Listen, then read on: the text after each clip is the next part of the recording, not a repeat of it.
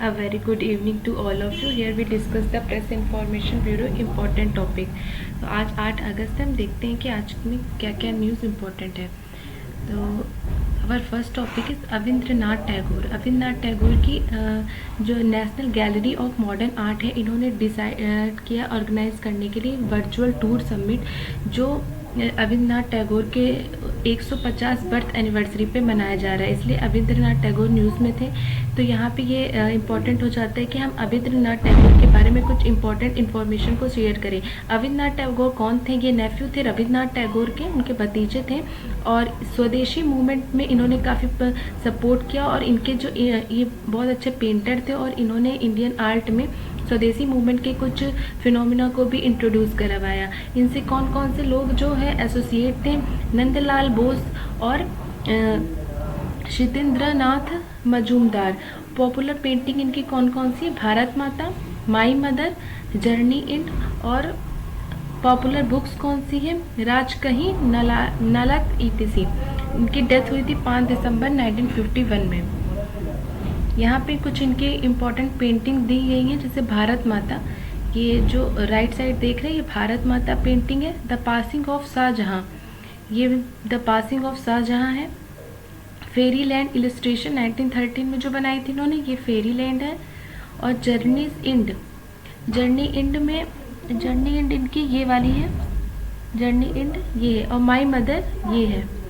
तो ये इनकी कुछ इम्पोर्टेंट पेंटिंग्स थी। नेक्स्ट एक national Gallery of Modern art, जिन्होंने ये वर्चुअल समिट को ऑर्गेनाइज किया है, वो क्या है? तो National Gallery of Modern Art establish हुई थी 1954 में at the Jaipur House, New Delhi. और National Gallery of Modern House ये मिनिस्ट्री ऑफ कल्चर में आती है, जो कि एक सब ऑर्डिनेट ऑफिस है under the Government of India. और इसमें क्या है, 1850 के बाद जितने भी मॉडर्न आर्ट है उसको एक्वायर और प्रिजर्व करने का काम ये करती है national Gallery of Modern art under the Ministry of culture. The next topic is विद्यार्थी विज्ञान मंथन। विद्यार्थी विज्ञान मंथन the union health and family welfare ministry doctor Harshvardhan ने इसको लॉन्च किया है। विद्यार्थी विज्ञान मंथन 2020-21। इसमें क्या करेंगे?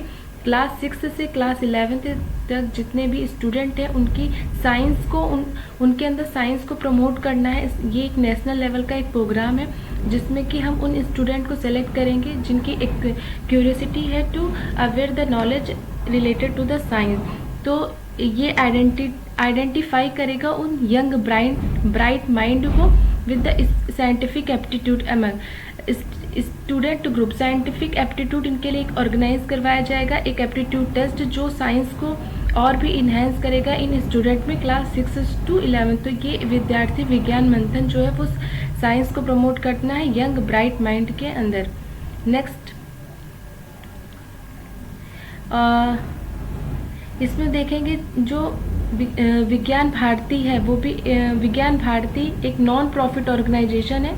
जो इसको ऑर्गेनाइज करने में विज्ञान भारती का भी बहुत बड़ा रोल है और इसको हम स्वदेशी साइंस मूवमेंट भी कहते थे पहले, जिसका नाम अब चेंज हो गया है। The organisation is dedicated to making pure science popular by implementing modern science and ancient science technique in India.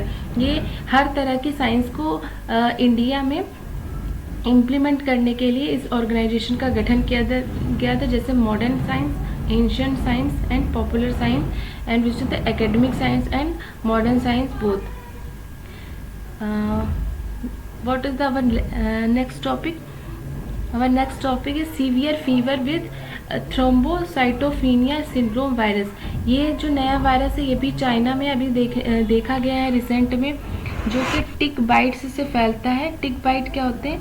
Tick bite ऐसे कीड़े होते हैं जिनके पंख नहीं होते बट वो खून को चूसते हैं। तो ये टिक बाइट इनके काटने से फैलता है और इसका जो वहाँ साइंटिस्ट है वो उनका कहना है कि ये एनिमल से ह्यूमन में ट्रांसमिट होते हैं।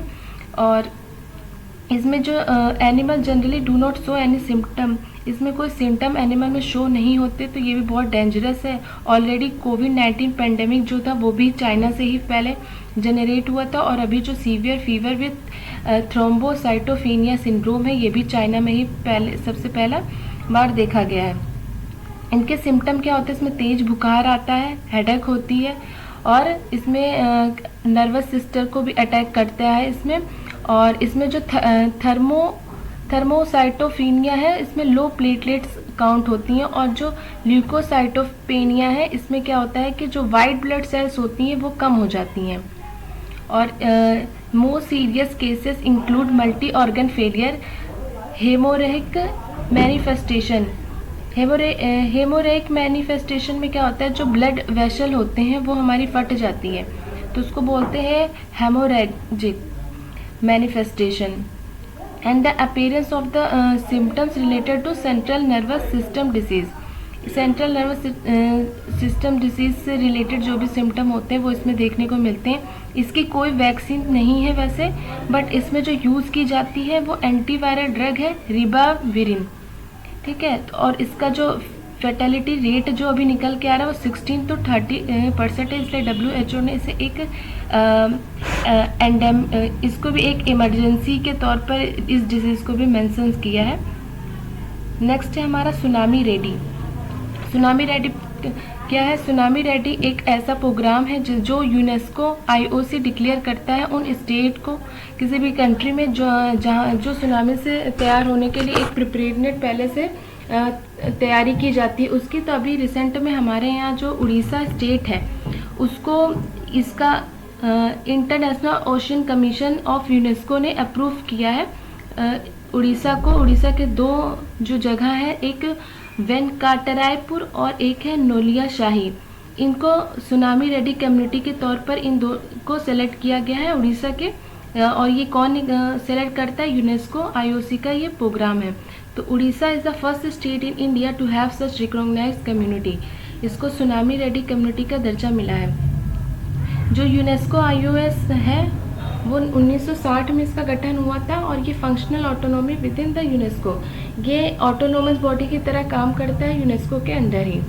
और मेन ऑब्जेक्टिव क्या है इसका सुनामी रेडी प्रोग्राम का? जो कोस्टल कम्युनिटी हैं वो प्रिपेयर्ड हो सके पहले से सुनामी इमरजेंसी के लिए, और उस लॉस ऑफ लाइफ को पहले से इंश्योर कर सके और उसको मिनिमाइज कर सके, इसलिए सुनामी रेडी प्रोग्राम यूनेस्को और IOC का इनिशिएटिव है। इसमें सुनामी रेडीज इंडिया में इम्प्लीमेंट करती है वो एजेंसी है हमारी national board under the chairmanship of director INCOIS क्या है? Indian National Centre Ocean Information Centre. तो Indian National Centre for Ocean Information Centre एक इम्पॉर्टेंट बॉडी है which is come under the Ministry of Earth Science. तो ministry, ये पूछा जा सकता है कि इनक्वाइज क्या है? ये ऑटोनोमस बॉडी है और किसके अंदर आती है? मिनिस्ट्री ऑफ अर्थ साइंस, जो हमारे यहाँ डिजास्टर्स और जितनी भी मरीन ओशियन की जितनी भी रिलेटेड एक्टिविटी होती हैं उसको कंट्रोल करती है। और ये किसके अंदर आती है? Ministry of Earth Science. तो आज ज़्यादा इंपॉर्टेंट नहीं थे, इतने ही थे। तो अब हम लास्ट में एक ट्रू फॉल्स देख लेते हैं। अगर आपने केयरफुली इसको सुना है तो आप इसका आंसर दीजिए। पहला हमने पढ़ा था Vidyarthi Vigyan Manthan is a national programme for popularising science among student of class 6 to 11। तो क्या ये सही है? बताइए सोच के। सही है ये statement. Shiva drinking world poison is a famous painting of Abanindranath Tagore. इसको बताइए कि क्या शिवा ड्रिंकिंग वर्ड पॉइजन जो पेंटिंग है वो अविंद्रनाथ टैगोर की है? तो हमने अभी अविंद्रनाथ टैगोर की इंपॉर्टेंट पेंटिंग देखा, लेकिन हमने शिवा ड्रिंकिंग वर्ड पॉइजन नहीं देखा। हमने कौन कौन सी देखी थी?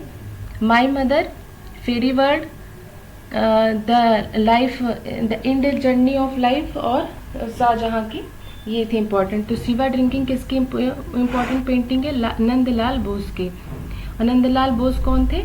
अविंद्रनाथ टैगोर के ये चेले थे। तो ये जो स्टेटमेंट है वो फॉल्स है।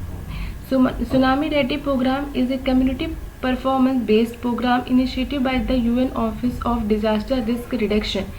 तो क्या ये UNDRR के अंदर आता है? नहीं, ये स्टेटमेंट भी गलत है क्योंकि सुनामी रेडी प्रोग्राम किसके अंदर आता है? यूनेस्को IOC के अंदर आता है। फोर्थ स्टेटमेंट है severe fever with thrombocytopenia syndrome belongs to the Bunya virus family and is transmitted to human through tick bites. तो ये टिक बाइट के काटने से ह्यूमन में फैलता है और ये ब्यूना वायरस फैमिली का है। तो बताइए ये स्टेटमेंट सही है कि गलत? ये स्टेटमेंट भी सही है। सो Thank you for listening, and please like and subscribe this.